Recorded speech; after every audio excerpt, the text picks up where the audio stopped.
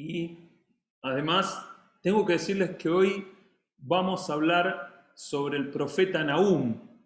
Así que mientras yo voy poniendo en marcha todo esto, es fácil de encontrar el libro de Nahum porque tienen que ir solamente hasta Miqueas o hasta Habacuc. Y en el medio está Nahum. Facilísimo de encontrar. Ahí los estoy viendo a muchos cómo utilizan la palabra de Dios y la verdad es una bendición poder ver todo el consejo de la palabra de Dios. Y eso era algo que vimos en la hora silenciosa de esta semana, cuando uno va orando al Señor pidiendo que dé el tema, sabiduría. Y las palabras del apóstol Pablo realmente fueron como determinantes para decir, vamos a hablar del profeta Nahum. Porque a veces hablamos muy poco de los profetas menores, menores no porque sean inferiores, sino por la cantidad de capítulos o de escritos que tienen, comparados, por ejemplo, con Isaías, que escribió para nosotros 66 capítulos, ¿no? Pero tenemos que entender que toda la escritura es inspirada por Dios y útil para enseñarnos, para corregirnos, para redarguirnos, para instruirnos en justicia. Entonces, veo que ya todos encontraron Nahum, algunos pueden seguir. ¿Se acuerdan cuando las Biblias tenían solamente una versión, un formato y uno decía, busquen en la página 667 y todos íbamos y era más fácil de encontrar, ¿no? Pero bueno, no se acuerda Omar de eso. Pero Nahum, vamos a ir al capítulo 1, dice profecías sobre Nínive. Y ahí ya tenemos el primer propósito de esta profecía de Nahum, de que está dirigida a una nación, a Nínive. Y también viene a colación de lo que hace unas semanas habló Pedro Pino, que había hablado sobre Jonás. Y si ustedes recuerdan, Jonás fue enviado a predicar a Nínive. Y Jonás no quería predicar a Nínive porque al final termina diciendo, yo sabía que eres un Dios misericordioso y que los ibas a perdonar. Entonces, ante esa realidad, Jonás va, Nínive se arrepiente, Dios no ejecuta su juicio. Pero llegamos aquí a esta profecía en Nahum, que sucede aproximadamente entre 120 y 150 años después de que Jonás predicó en Nínive. Y dice el versículo 1, profecía sobre Nínive, libro de la visión de Nahum de Elcos. Jehová es Dios celoso y vengador. Jehová es vengador y lleno de indignación. Se venga de sus adversarios y guarda enojo para sus enemigos. Jehová es tardo para la ira y grande en poder y no tendrá por inocente al culpable. Jehová marcha la tempestad y el torbellino, y las nubes son el polvo de sus pies. Él amenaza al mar y lo hace secar y agota todos los ríos. Basán fue destruido y el Carmelo y la flor del Líbano fue destruida. Los montes tiemblan delante de él y los collados se derriten. La tierra se conmueve a su presencia y el mundo y todos los que en él habitan. ¿Quién permanecerá delante de su ira? ¿Y quién quedará en pie en el ardor de su enojo? Su ira se derrama como fuego y por él se hienden las peñas. Jehová es bueno, fortaleza en el día de la angustia y conoce a los que en él confían. Vamos a leer hasta acá, después vamos a compartir algunas cositas más porque vamos a ver todo este libro. Nahum, ¿qué se sabe de Nahum? Nada, nada. Se sabe que fue un profeta escogido por Dios y que dicen que es de Elcos. Ahora, cuando uno busca Elcos, los autores no están determinados en dónde quedaba geográficamente este lugar. Algunos inclusive piensan que Elcos era el nombre anterior a la ciudad de Capernaum, que Capernaum quiere decir la casa o la ciudad de Nahum. Es posible que sí, es posible que no, no se sabe. El asunto es que este hombre escogido por Dios traía un mensaje a un Nínive que se había arrepentido 100 años antes, pero que después de un tiempo volvieron a sus atrocidades. También había una diferencia. Cuando Jonás habló a Nínive, todavía Israel no había sido llevada por los asirios, que eran un pueblo tremendamente violento. Estaba leyendo algunos escritos seculares sobre cosas que hacían y la verdad que prefiero no decirlos para no horrorizarnos de la forma en que ellos trataban a sus prisioneros, pero era terrible y eran un pueblo conquistador, uno de los grandes imperios previos a los más grandes que fueron después Babilonia, Persia, Grecia y el Imperio Romano, ¿no? Que tanto conocemos, pero que también fue posterior al Imperio Egipcio, que también nos hicieron estudiar en la escuela muchísimo sobre esto, ¿no? Pero en esta sección lo que vamos a ver es el atributo de Dios. Porque Nahum comienza diciendo, esta profecía es contra Nínive, pero quiero recordarles algo, Dios es tardo para la ira y grande en poder. Jehová es Dios celoso, dice el versículo 2. Nosotros tenemos el concepto de que ser celoso es un pecado, y es correcto pensar cuando uno habla de celos en cuanto a envidia, en cuanto a codicia de algo que tiene otra persona. Pero es correcto el celo santo de Dios cuando se trata de guardar con énfasis, con ímpetu su santidad. Y es correcto también en la vida de un cristiano ser celoso de su propia santidad. Jehová es vengador y lleno de indignación. Se venga de sus adversarios y guarda enojo para sus enemigos. Dios tiene un enojo santo y una ira santa que nosotros no podemos llegar a comprender porque tenemos una naturaleza caída que si hablamos de ira estamos hablando de alguien que es violento, que quiere romper todo porque sí.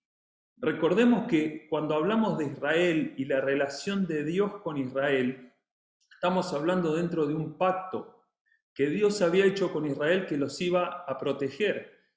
Comenzando con Abraham, por ejemplo, cuando le dice en el capítulo 12, versículo 3, bendeciré a los que te bendijeren y a los que te maldijeren, maldeciré, y serán benditas en ti todas las naciones de la tierra.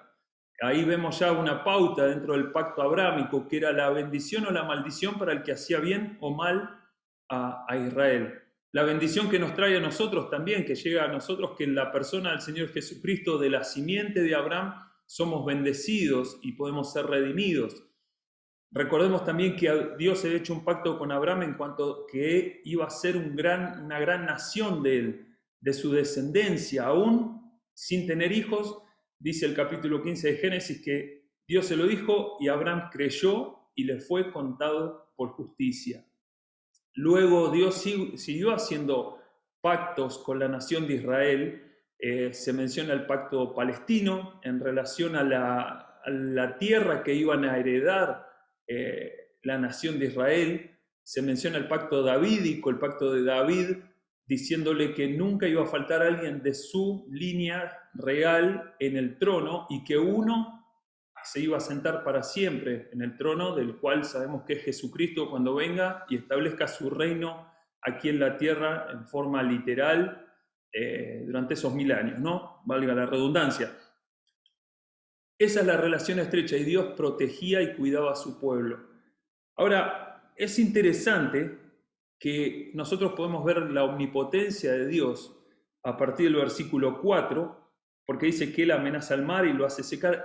Dios tiene el control sobre la naturaleza. Y a veces nosotros tenemos un concepto distinto de un Dios en el Antiguo Testamento y de un Dios en el Nuevo Testamento. Un Dios en el Antiguo Testamento que era un ser que traía tempestades, maldades, en cierta forma, ¿no? Que castigaba, y que en el Nuevo Testamento vemos un Dios de gracia en la persona del Señor Jesucristo.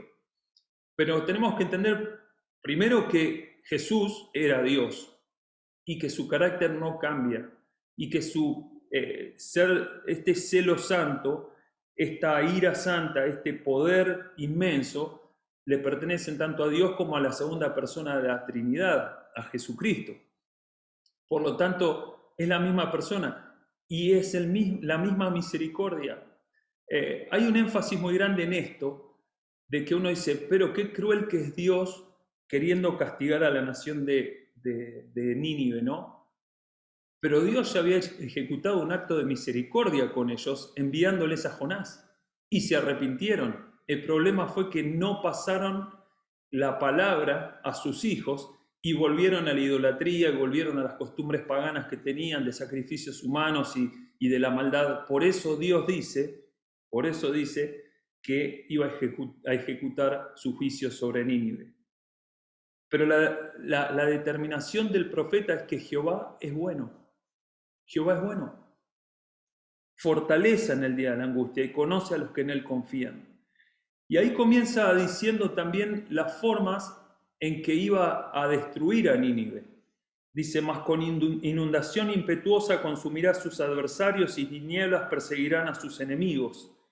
¿Qué pensáis contra Jehová? ¿Qué tramáis contra Jehová? Sería la traducción, ¿no? Él hará consumación, no tomará venganza 2 veces de sus enemigos. Versículo 10, aunque sean como espinos entretejidos y estén empapados en su embriaguez, serán consumidos como hojarasca completamente seca. De ti salió el que imaginó mal contra Jehová, un consejero perverso. Y esto hace mención a Senecarib, cuando invadió. Recuerden que el Reino Unido de Israel se divide con Roboam, hijo de Salomón, y que se divide en el reino del norte, el reino del sur. El reino del norte no tuvo nunca un rey piadoso, por eso Dios en el año 722 a.C. permite que Asiria, justamente Nínive es la capital de Asiria, se los lleve cautivos, los desparrame por toda la tierra, mezcle las razas, y ahí nunca más se pudo volver a juntar la nación del norte.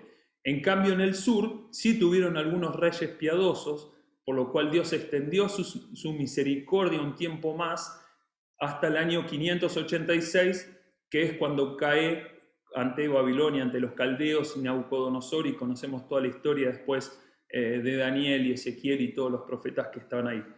Nahum conoce la historia y sabe que en un momento, así cuando Asiria conquista el reino del norte, conquista Samaria, se lleva cautivo el reino del norte, tiene la intención luego de ir contra Jerusalén.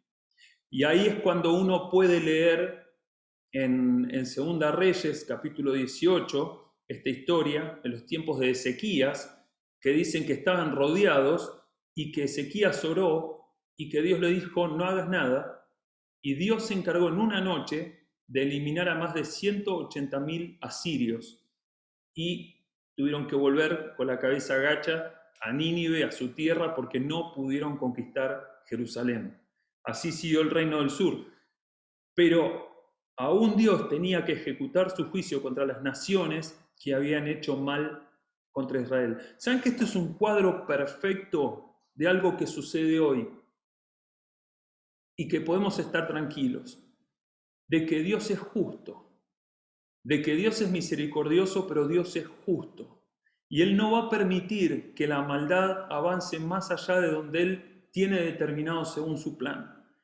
Dios tiene el control de todas las cosas. Dios tiene el control de lo que sucede en el mundo, tanto de los países considerados demócratas, pero que admiten leyes en cuanto al aborto, en cuanto a la libertad sexual de la forma que lo quieren, así como de países que están bajo el socialismo, el comunismo. Dios es justo y siempre va a estar a favor del inocente, y en un momento va a ejecutar su juicio.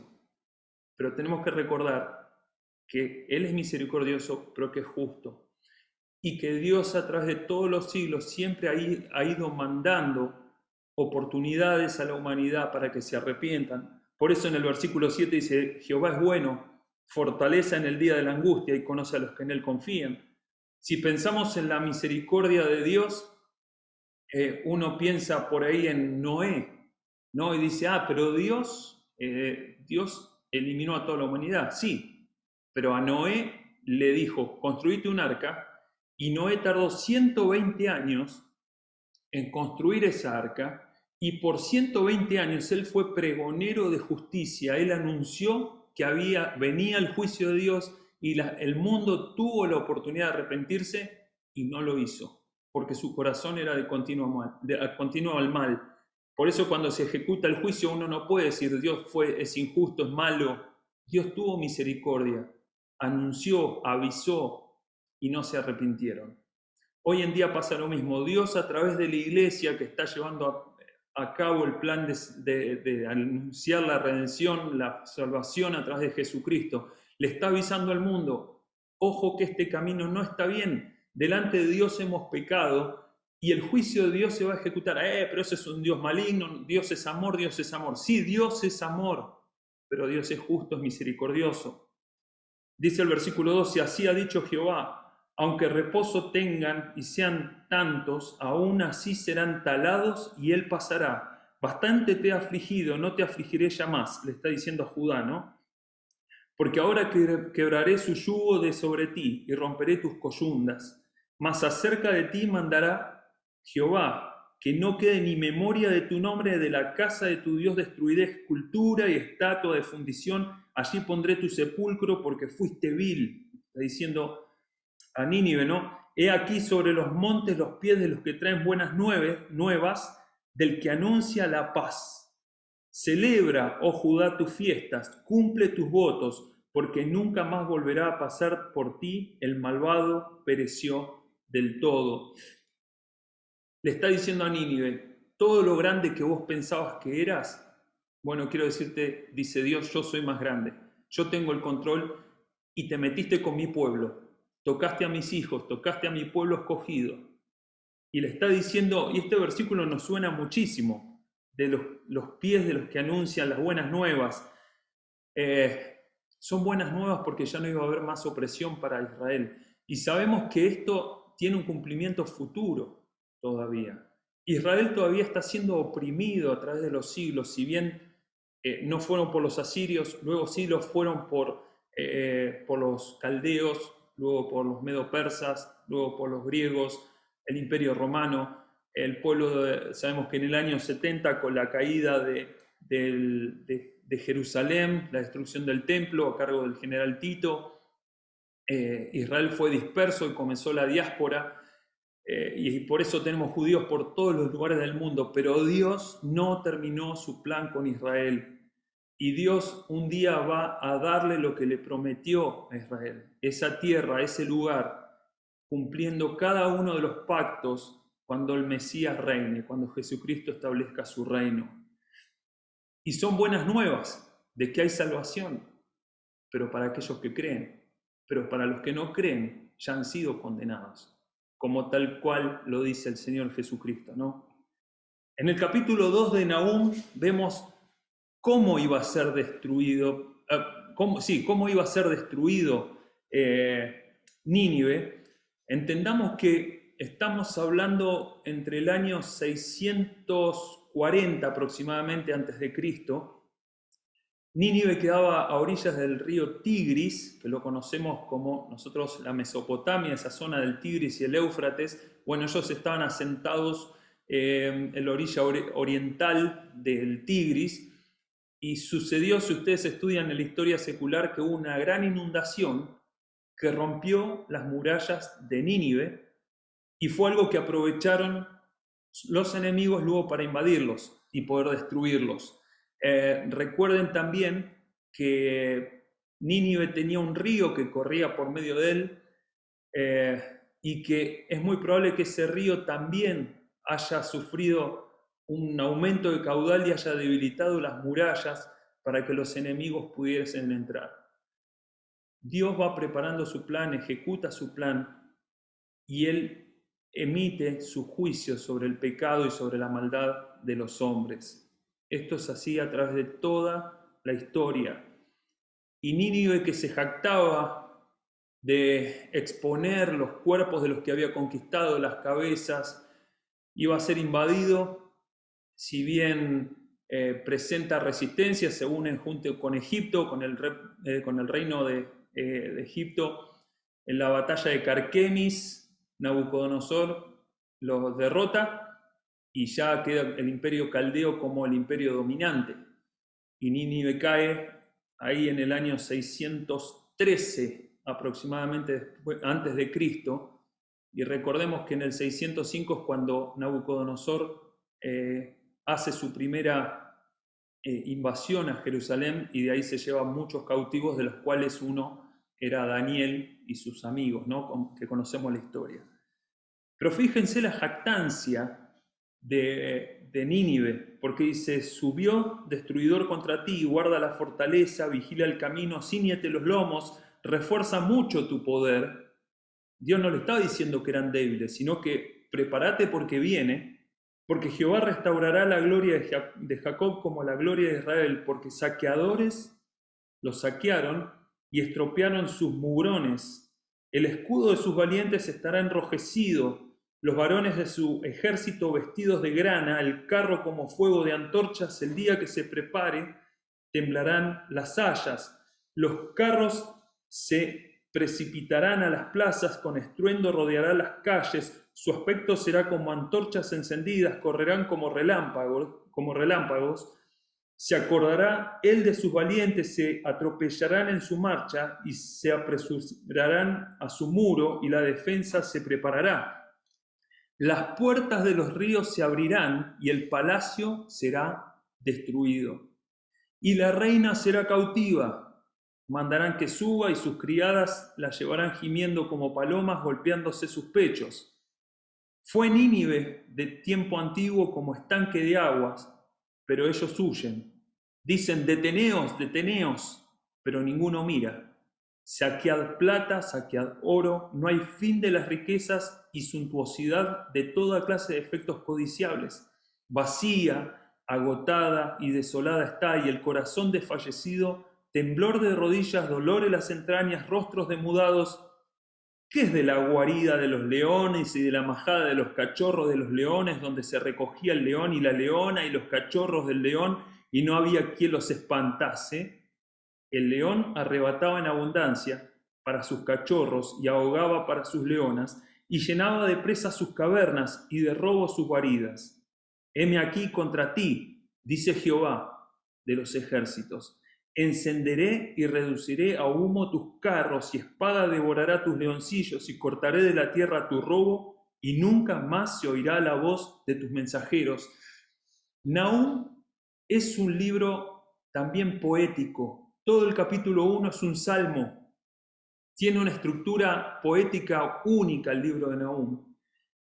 Y cada una de estas comparaciones están siendo de una forma sarcástica, irónica, comparando, si ustedes miran las figuras de los asirios, muchas veces se usa la figura del león, y le está diciendo el león, el fuerte, el cazador, y en algunas películas vemos, o series o documentales, que los leones se llevan a sus presas y los tienen ahí, y quedan los huesos, y los leones están ahí alrededor de su cacería.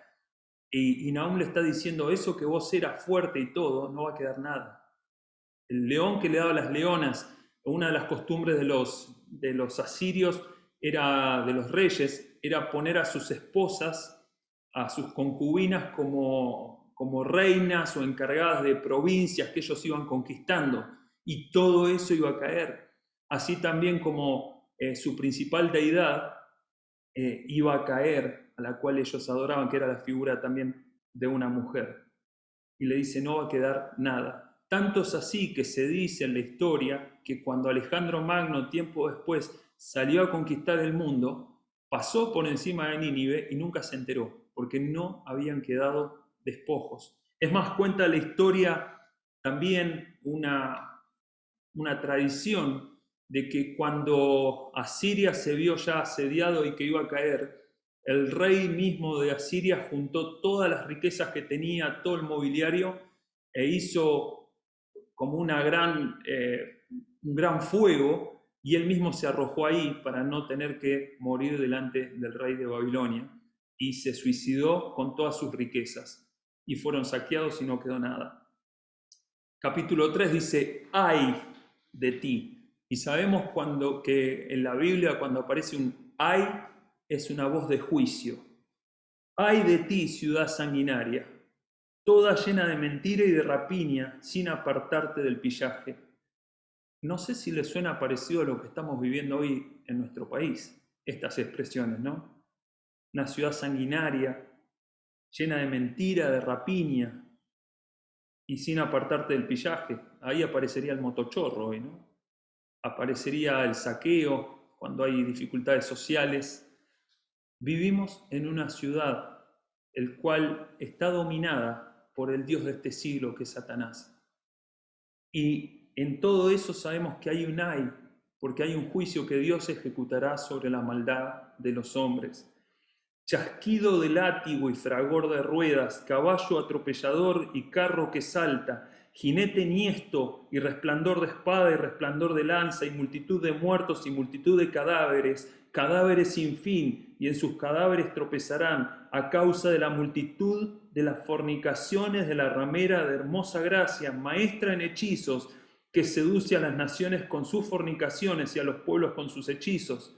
Heme aquí contra ti, dice Jehová de los ejércitos, y descubriré tus faldas en tu rostro, y mostraré a las naciones tu desnudez y a los reinos tu vergüenza, y echaré sobre ti inmundicias y te afrentaré y te pondré como estiércol. Todos los que te vieren se apartarán de ti y dirán, Nínive es asolada. ¿Quién se compadecerá de ella? ¿Dónde te buscaré consoladores? Fíjense un detalle también en todo esto. La forma en que Nínive iba a ser destruida, detallada específicamente, avergonzada, porque era lo que ellos mismos habían hecho con las otras naciones. Y es más, era lo que ellos mismos hicieron con la nación, el pueblo amado de Dios, con Israel. Y Dios iba a tomar venganza de ellos, por ellos. Muchas veces cuando se habla de fornicaciones sabemos que las naciones paganas tenían esas costumbres de libertinaje sexual, muy parecido a lo de hoy. Y sabemos que Dios condena eso. Aparte habla de hechicerías, lo cual Dios ha condenado también. Después vamos a hacer algunas menciones en la aplicación final de todo esto. Pero quiero que tengan en cuenta la sociedad que era Nínive y que tiene muchos parecidos con la sociedad donde vivimos hoy. Un detalle que no les dije. El nombre Nahum significa consolación. Qué irónico, ¿no? Que Asiria estaba siendo profetizada su caída por alguien que significa consuelo. Consuelo para todos los que habían recibido el mal, de que el mal no iba a proseguir para siempre. Todos los que te vienen se apartarán de ti y dirán, Nínive es asolada, ¿quién se compadecerá de ella? ¿Dónde te buscaré, consoladores? ¿Eres tú mejor que Tebas, que estaba asentada junto al Nilo, rodeada de aguas, cuyo baluarte en el mar y aguas por muro? Nínive era muy parecido a Tebas, la ciudad principal, hoy es Luxor, en Egipto, asentada ahí sobre el río Nilo, parte del imperio egipcio cuando era en su máxima expresión. También cayó la ciudad de Tebas, al igual que la ciudad de Nínive, rompiendo los muros y entrando por los ríos. Etiopía era su fortaleza, también Egipto, y eso sin límite. Fut, que muy probable hoy sea Somalia, y Libia fueron sus ayudadores. Sin embargo, ella fue llevada en cautiverio, también sus pequeños fueron estrellados en las encrucijadas de todas las calles, y sobre sus varones se echaron suertes, y todos sus grandes fueron aprisionados con grillos. Tú también serás embriagada y serás encerrada, tú también buscarás refugio a causa del enemigo. Todas tus fortalezas serán cual higueras con brevas, que si las sacudes caen en la boca del que las ha de comer. He aquí tu pueblo será como mujeres en medio de ti. Las puertas de tu tierra se abrirán de par en par a tus enemigos. Fuego consumirá tus cerrojos. Provéete de agua para el asedio, refuerza tus fortalezas. Entra en el lodo, pisa el barro, refuerza el horno. Allí te consumirá el fuego, te talará la espada, te devorará como pulgón. Multiplícate como langosta, multiplícate como el langostón. Multiplicaste tus mercaderes más que las estrellas del cielo, la langosta lo hizo presa y voló. Tus príncipes serán como langostas y tus grandes como nubes de langostas que se sientan envallados en día de frío. Salido el sol se van y no se conoce el lugar donde están. Durmieron tus pastores, oh rey de Asiria. Reposaron tus valientes, tu pueblo se derramó por los montes y no hay quien lo junte. No hay medicina para tu quebradura. Tu herida es incurable. Todos los que oigan tu fama batirán las manos sobre ti, porque ¿sobre quién no pasó continuamente tu maldad?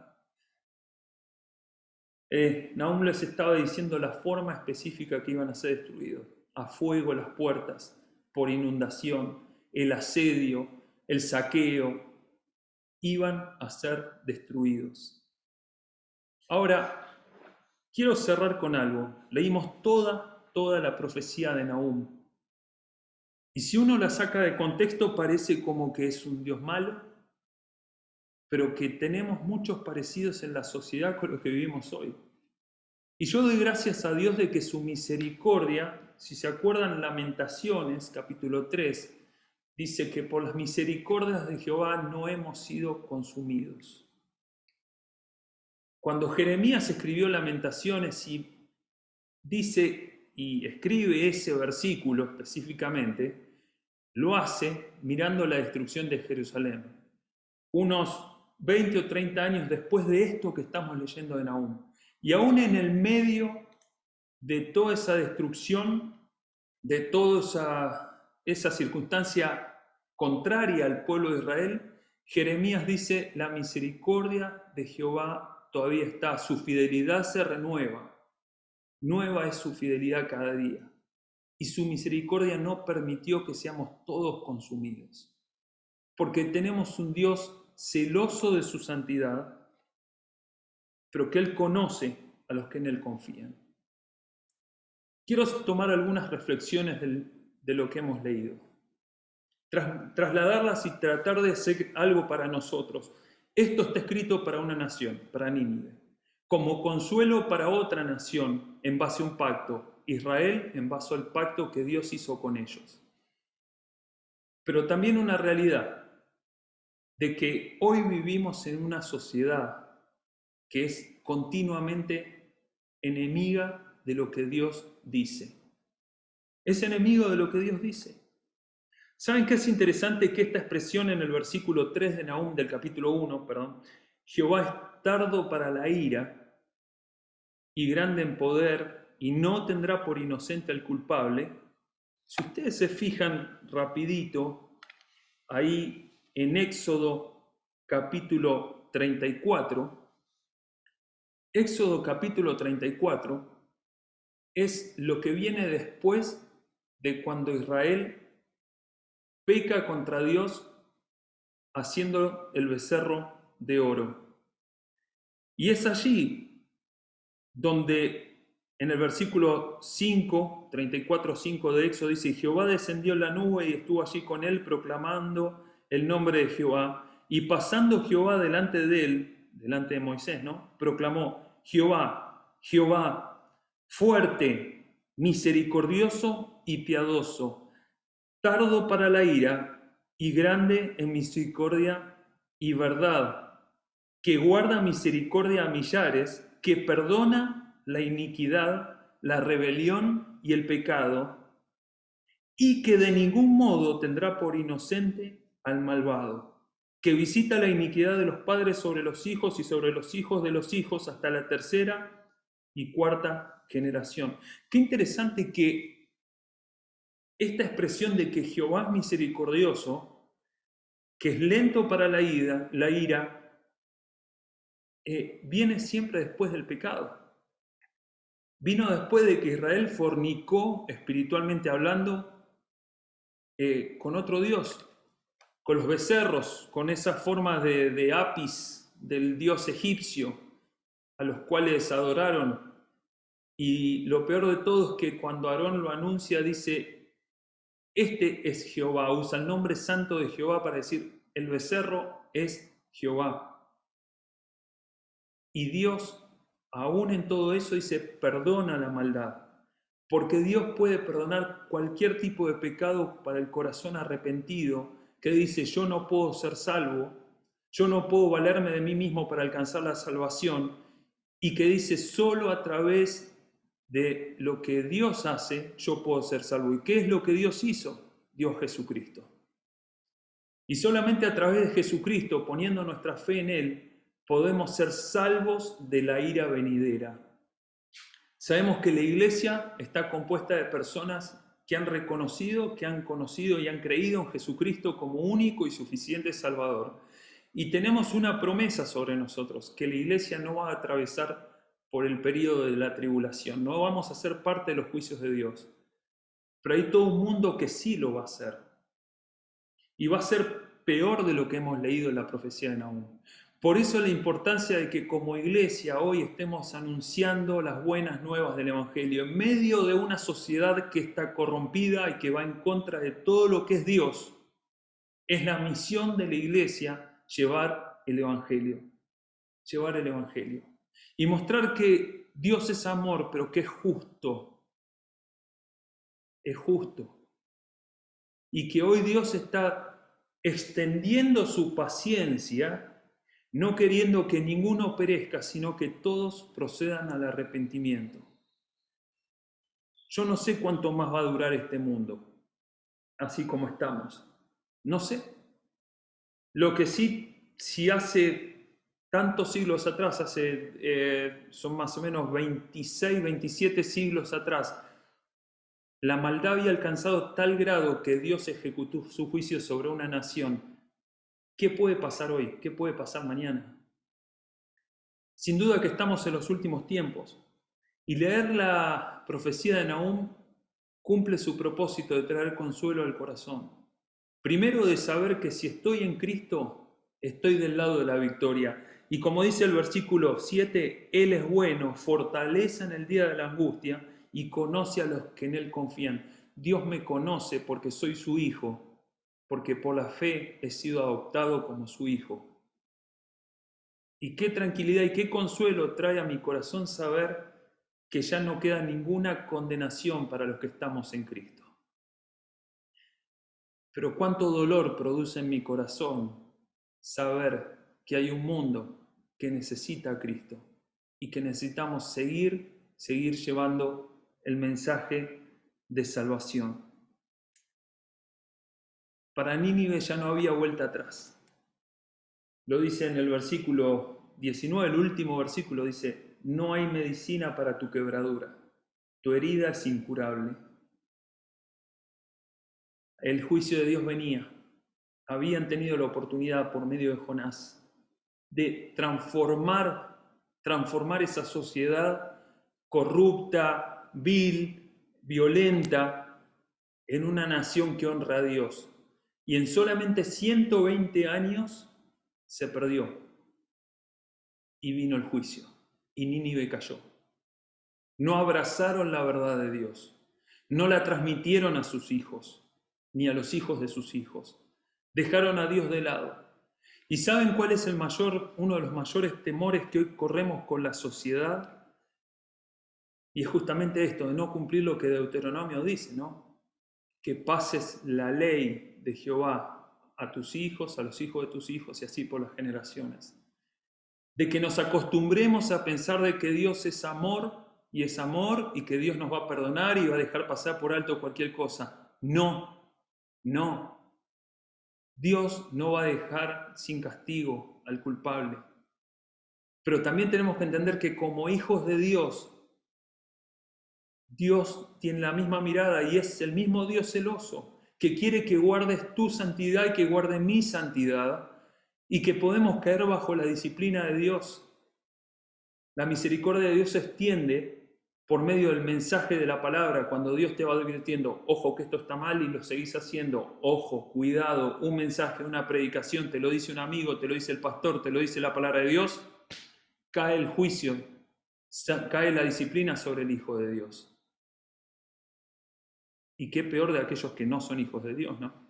La condenación eterna en el infierno. Me preocupa de que como sociedad no estemos, como sociedad cristiana, evangélica, como iglesia, no estemos transmitiendo estos valores a nuestros hijos, a nuestros sobrinos, los que no tenemos hijos, a nuestro entorno, a tus nietos, de que la verdad que conoces de Dios, de ese Dios amoroso, de que Dios Dios es inmutable y no cambia, porque Dios es amor, pero siendo justo. Y yo tengo que decirle que de tal manera Dios amó al mundo que dio a su Hijo unigénito para que todo aquel que en Él cree no se pierda, mas tenga vida eterna. pero también decirle que el que no cree ya ha sido condenado. Tengo que darles el mensaje de salvación completo, diciéndole que en la muerte y la resurrección de Cristo, poniendo mi fe, hay salvación, pero que si rechazo al Hijo, estoy rechazando la vida eterna y tengo un futuro espantoso. Y suena trágico, pero lo que pasa es que es una situación ya límite donde estamos. Y Omar dijo en un momento, nos hemos acostumbrado tal vez a estar en el Zoom, a estar acá. Y nos ponemos el barbijo, vamos, hacemos las compras con lo justo y nos olvidamos de compartir el Evangelio con el vecino, con el amigo, charlar, compartir. Y no es así. Todavía la gran comisión está en vigencia y tenemos que seguir anunciando la salvación. Jehová es tardo para la ira. ¿Cuánta paciencia Dios está teniendo con este mundo? Conmigo como su hijo. Cuánta paciencia que Dios tiene. Y no me ha dado lo que realmente merecía, ¿no? Y por la gracia me da más de lo que yo merezco. ¿Qué estamos esperando?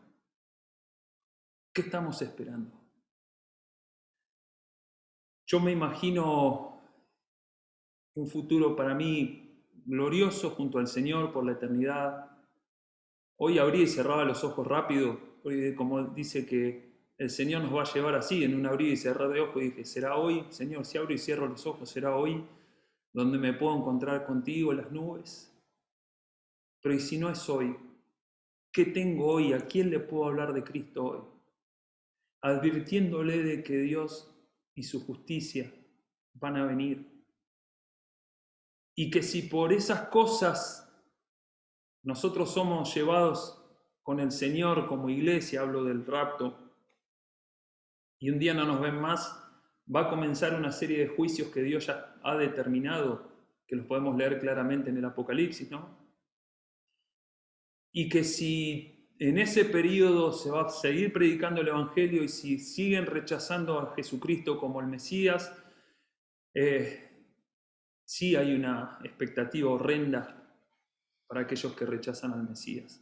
7 años de tribulación. Luego el reino milenial, que aún en el reino milenial del Señor Jesucristo lo van a tener que reconocer al que está sentado en el trono, pero sabemos que va a haber rebeldía oculta en el corazón, y que cuando terminen los 1000 años, Apocalipsis 20 dice que el diablo va a ser soltado por un breve tiempo, donde va a engañar a algunos, y cuando se quieran levantar contra el Mesías, directamente con la espada que sale de su boca, los exterminará y serán lanzados al lago de fuego. La salvación a través de la historia de la humanidad siempre ha sido por gracia y por la fe. Siempre ha sido la gracia de Dios dando más. Adán y Eva pecaron, se escondieron y Dios produjo el primer sacrificio para poder cubrir su desnudez, la vergüenza del pecado. Fíjense que acá en Nahum justamente habla de la desnudez que los iba a exponer a los asirios, su desnudez, la vergüenza. Hoy la iglesia, y esto va mucho para lo que siempre se habla sobre la forma de vestirse de un cristiano también, si la desnudez es pecado, una muestra del pecado, ¿por qué no aprendemos a vestirnos, no? Trato de sacar cosas prácticas para la vida y llevarlos al plano de lo que vivimos en el día a día, de cómo el mundo se jacta de ir mostrando su desnudez, y no hablo de pornografía, hablo de sensualidad, hablo de tal vez insinuaciones y que son cosas que no podemos permitir en la iglesia. No hablo de solamente la iglesia de Tapiales, hablo en el cuerpo de Cristo. De saber cómo cubrirnos, de saber cómo cuidarnos unos a otros. También el libro de Nahum habla de hechiceros y cuántos cristianos andan por ahí consultando el horóscopo, a ver qué pasa con esto, me pongo una cintita para la buena, para la mala suerte, para evitar engaño del diablo. Sabemos que los postreros días, le dice Pablo a Timoteo, habrá espíritus engañadores. Y Dios y el diablo a través de toda la humanidad ha ido utilizando esas artimañas de hacer parecer que viene algo de parte de Dios, porque Él se disfraza como ángel de luz. Y pobre el Hijo de Dios que consulta esta clase de cosas. El horóscopo, las hechicerías, las brujas, las fornicaciones, el libertinaje sexual que se producía en Asiria. Dios lo condena. ¿Y por qué permitimos que en el cuerpo de Cristo muchas veces sucedan estas cosas? ¿Por qué? ¿Por qué no condenamos al pecado como lo que es? Pecado, infracción de la ley, que vamos en contra de Dios. Dios es un Dios celoso, y yo me pregunto, ¿yo soy un hijo de Dios celoso por la santidad? ¿Abrazo la santidad de Dios como para hacerla mía y decir, voy a luchar con todo para guardar mi santidad? Y estas son solamente algunas de las cosas que se mencionan. Y quiero terminar simplemente pensando en esto. Estoy mirando la hora. ¿Soy consciente de la sociedad donde vivo? Sí, porque la veo en el noticiero, sí, pero voy más allá de eso. Hablo más del motochorro, del saqueo y todo lo que mencioné antes. Soy consciente de que vivo en una sociedad que está con un destino eterno separados de Dios. Soy consciente de la imperiosa necesidad de compartir de Cristo y, como dice Samuel Pérez Millo siempre, vivir a Cristo. Vivir a Cristo no es solamente imitarlo, es permitir que la nueva naturaleza fluya como algo natural, como algo de todos los días. En base a lo que voy aprendiendo y conociendo de Dios, lo vivo. Pero también soy consciente que como hijo de Dios estoy viviendo bajo la gracia de Dios, pero que Dios no cambia y que Dios puede ejecutar una disciplina sobre mí si no guardo mi santidad, si no soy celoso de guardar esto. ¿Cuántas lecciones que nos deja un profeta menor, con todo respeto por Nahum, pero que significa consuelo? Y en esta meditación, simplemente pensar estas cosas que he dicho, pero también volver a la cruz, volver al Calvario y mirar si hay algo de todo lo que hemos mencionado en donde necesito corregirlo. Mi punto de vista en cuanto a la sociedad, mi falta de interés por aquellos que se están perdiendo. Tal vez en mi vida personal estoy permitiendo lujurias, estoy permitiendo fornicación, adulterio, y son cosas de las cuales Dios no se agrada. Pero que el Calvario y la sangre que fue derramada en el Calvario tiene poder para limpiar de toda maldad a todo aquel que llega ahí. Ayer escuchaba un poquito a Pedro Fuentes en un taller que estaba dando y me hizo acordar del hermoso himno que decía tal como soy, sin más decir, que a otro no puedo ir. Y tú me invitas a venir, bendito Cristo. Heme aquí, dice el viejo himno, ¿no? Y Dios no espera seres perfectos. El Calvario está hecho para pecadores, para que personas como usted y como yo, como vos y como yo podamos ir y decirle, Señor, pequé, necesito que la sangre de Cristo me limpie de todo pecado. Y si nunca tuviste una relación personal con Cristo, hoy puede ser el día de tu salvación y te evitas un montón de problemas en la eternidad. Pero tal vez sos un hijo de Dios que has estado tomando malas decisiones y que necesitas ir otra vez al Calvario y decirle, Señor, necesito abrazar la santidad que solamente Él puede dar, que solamente un Dios misericordioso y piadoso, tardo para la ira, me permite estar otra vez delante de Él. Pero que también que si no voy, yo sé que es justo y lo que me puede dar no deja de ser un acto de justicia de parte de Él. Quiero terminar acá. simplemente dejando estos pensamientos para que cada uno vaya alimentándose espiritualmente, para que no dejemos pasar la oportunidad de vivir a Cristo, de llevar a Cristo, de compartir de Cristo, de acelerar nuestros tiempos, de no relajarnos, de que aunque estamos en una forma virtual, podamos impactar el mundo, podamos llegar a los confines de la tierra, tal vez por medio de nuestras ofrendas a misioneros que están peleando en lugares hostiles, pero también confiando en que el Señor los conoce y tiene un cuidado especial sobre ellos. Y que hoy el Señor Jesucristo nos está diciendo, venid, vengan a mí todos los que están trabajados, cargados, los haré descansar. Eso es una promesa para mí también. Que tal vez la sociedad nos cansa, nos seca el cerebro, por decirlo de una manera, pero que es nuestra misión como iglesia, estar en el mundo, pero no ser del mundo. Vivir en el mundo, pero no transar con el mundo. Vivir en el mundo e impactarlos con el Evangelio. Y si Noé lo pudo hacer por 120 años, yo no lo puedo hacer por el tiempo de vida que Dios me da. 40, 50, 60, 70, 80, 90 años.